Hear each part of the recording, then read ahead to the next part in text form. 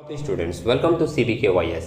आज इस वीडियो में हम लोग इन्वेंट्री वैल्यूएशन का एक क्वेश्चन डिस्कस करेंगे जो कि आपके एग्जाम 2018 में आया हुआ है। इन्वेंट्री वैल्यूएशन सेमेस्टर 1 के फिनेंशियल अकाउंटिंग में एक छोटा सा चैप्टर है। रेगुलर बेसिस पे नहीं, लेकिन हाँ एक रेगुलर इंटरवल पे इससे हमेशा एक क्वेश्चन पूछा जाता है।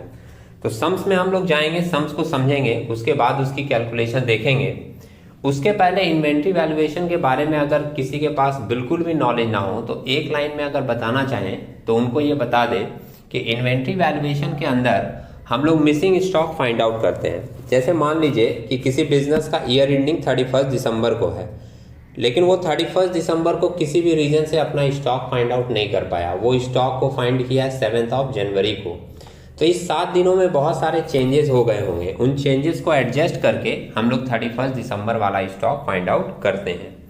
अब ये कैलकुलेशन किस तरीके से होती है ये हम लोग एक छोटे से सम्स में देखें तो और ज़्यादा क्लियर हो पाएगा। यहाँ आप देख रहे हो ये 2018 का जनरल का पेपर है। इसमें से हम लोग निकालेंगे इन्वेंट्री वैल्यूएशन वाला क्वेश्चन, जो कि आपको यहाँ पर क्वेश्चन नंबर 7 के अंदर दिखाई दे रहा है। ये क्वेश्चन को पढ़ें, समझें तो आपको क्लियरेंस मिलेगा कि हमको फाइंड आउट क्या करना है। मेंशन कर रहा a trader prepared his account on 31 March 2017। 31 मार्च को इसका ईयर एंडिंग है, इस दिन का स्टॉक इसको फाइंड आउट करना होगा। However stock was done on 10/4/2017। Date आप देख रहे हो 31 मार्च 2017 को ईयर एंडिंग है, तो इस दिन का स्टॉक चाहिए। लेकिन वो स्टॉक फाइंड आउट कब किया है? 10/4/2017 को, मतलब 10 दिन के बाद। अमाउंटिंग ₹40,000। ये जो 10 दिन के बाद 10/4/2017 को स्टॉक फाइंड आउट किया गया, उस स्टॉक की वैल्यू कितनी निकाली गई है? 40,000। मतलब आप इसको बोल सकते हो कि ये मेरा 10 तारीख का क्लोजिंग स्टॉक है, 40,000। The following transaction took place between 1 April to 10 अप्रैल 2017। इस 10 दिन के बीच में क्या क्या ट्रांजेक्शन हुआ है वो यहाँ पर मेंशन कर रहा है। सबसे पहला लाइन लिखा है सेल्स अमाउंटेड टू ₹75,000। 75,000 का सेल्स हुआ है। Purchase during the period amounted to ₹30,000। 30,000 की परचेज की गई है। परचेज रिटर्न है 5,000 और सेल्स रिटर्न है 2,000। ये दोनों तो आप जानते हैं कि जब भी सेल्स और परचेज लिया जाएगा, नेट सेल और नेट परचेज लिया जाएगा, और नेट सेल और नेट परचेज निकालने के लिए उसका रिटर्न उसमें से माइनस करना पड़ेगा। नेक्स्ट एक इंफॉर्मेशन दिया, rate of gross profit on sales is 20%। Sales के ऊपर 20% का ग्रॉस प्रॉफिट है। और आपसे पूछा गया है determine the value of closing stock as on 31 March 2017। जिस दिन इसका अकाउंट क्लोज होता है उस दिन का 31 मार्च 2017 का आपको स्टॉक फाइंड आउट करना है। अब ये स्टॉक वैल्यूएशन के लिए दो बातें सबसे पहले आप समझ के चलें। कुछ लोग जानते होंगे, अच्छी बात है। जो नहीं जानते उनके लिए बता दें, दो बातें आपको ध्यान में रखनी पड़ेगी केयरफुली इस सम्स को पढ़ने के बाद। उसके बाद फिर आप सॉल्यूशन में जाओगे तो चीज़ें आपको क्लियर दिखेंगी। सबसे पहली बात, हम लोगों के पास 10 तारीख का स्टॉक दिया हुआ है जो कि है 40,000, और 10 दिन में हम लोगों ने कुछ बेचा भी है। तो आप एक बार अपने माइंड में कैलकुलेशन करके सोचें कि 40,000 का स्टॉक हम लोगों का बचा हुआ है 10 तारीख को, और हम लोगों ने कुछ बेचा भी है। तो अगर वो बेचा हुआ पार्ट हम लोग इसमें ऐड कर दें तो हम लोगों को पता चल जाएगा कि हम लोगों के पास टोटल स्टॉक कितना था। मतलब जितना बचा हुआ है 40,000 प्लस जितने का हम लोगों ने बेचा, वो अगर ऐड कर दें तो हम लोगों को पता चल जाएगा कि हम लोगों के पास टोटल स्टॉक कितना था। और उस टोटल स्टॉक में से हम लोग परचेस को घटा दें कि कितना हमने बाहर से खरीदा है। तो अगर परचेस वाला पार्ट हम लोग माइनस कर देंगे तो हम लोगों को पता चल जाएगा कि हमारे पास पहले से कितना स्टॉक पड़ा हुआ था, और वही जो स्टॉक पड़ा हुआ था हमारे पास वो स्टॉक हो जाएगा कब का? 31 मार्च 2017 का। अब ये सिंपल थॉट के साथ आप कैलकुलेशन को देख सकते हैं। लेकिन हमने कहा दो बातें ध्यान में रखनी पड़ेगी। ये तो पहला हुआ कि जितना स्टॉक है उसमें सेल को जोड़ेंगे और माइनस करेंगे परचेज वाला पार्ट। दूसरी बात जो आपको ध्यान में रखनी होती है वो होता है कि स्टॉक का कैलकुलेशन सेल प्राइस पे नहीं होता, कॉस्ट प्राइस पे होता है।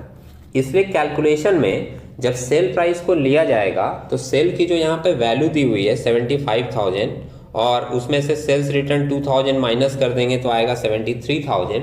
हम लोग 73,000 पर कैलकुलेशन नहीं लेंगे क्योंकि वो सेलिंग वैल्यू है। सेलिंग वैल्यू में प्रॉफिट भी जुड़ा हुआ रहता है, जानते हैं आप लोग। तो प्रॉफिट वाला पार्ट को हटाकर जो कॉस्ट वाला पार्ट है वही हम लोग सिर्फ यहाँ पर कंसिडर करेंगे, just only because of the fact stock की वैल्यूएशन सेलिंग प्राइस पे नहीं होती, कॉस्ट प्राइस पे होती है। अब ये दो बातों को ध्यान में रखकर अब हम लोग कैलकुलेशन देखते हैं किस तरीके से किया गया है। एक स्टेटमेंट बनाया है सॉल्यूशन में, statement showing value of stock as on 31 March 2017। सबसे पहले value of stock as on 10/4/2017 को लिया, जो कि सम्स में ही ऑलरेडी दिया हुआ था, कितने का, 40,000 का। इसमें ऐड किया है कॉस्ट ऑफ गुड्स सोल्ड। ध्यान दीजिएगा, हमने कहा था कि जितना बेचे हैं वो ऐड कर देंगे, तो जितना बेचे हैं वो सेल प्राइस है, वो नहीं लिया गया। क्या लिया गया, कॉस्ट ऑफ गुड्स सोल्ड। और क्यों, अभी मैंने रीजन बताया कि स्टॉक की वैल्यूएशन सेलिंग प्राइस पे नहीं होती, कॉस्ट प्राइस पे होती है, और सेलिंग प्राइस में प्रॉफिट भी जुड़ा रहता है। उस प्रॉफिट को हटाकर हम लोग यहाँ पर उसका सिर्फ कॉस्ट प्राइस लेंगे।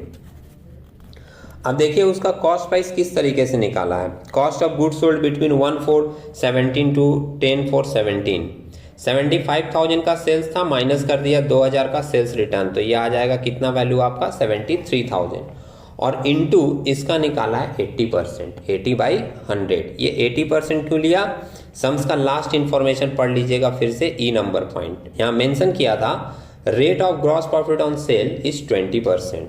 अब आप सोच के देखो कि अगर 100 रुपए का आपका सेल होता है, उसमें 20% आपकी प्रॉफिट होती है, तो 100 रुपए में 20% का प्रॉफिट 20 रुपया माइनस करेंगे तो कॉस्ट कितना बचेगा, 80 रुपए। इसलिए कॉस्ट को यहाँ कंसिडर किया है कितने में, 80% में। तो 73,000 का सेल है हमारा, उसका 80% आप निकालोगे, जो कॉस्ट वाला एरिया होगा वो अपने को मिल रहा है कितना, 58,400। और 40,000 में 58,400 ऐड करने के बाद अपने को वैल्यू मिल जा रहा है कितना, 98,400। अब इस 98,400 में ये टोटल स्टॉक हमारे पास होता अगर हमने सेल नहीं किया होता।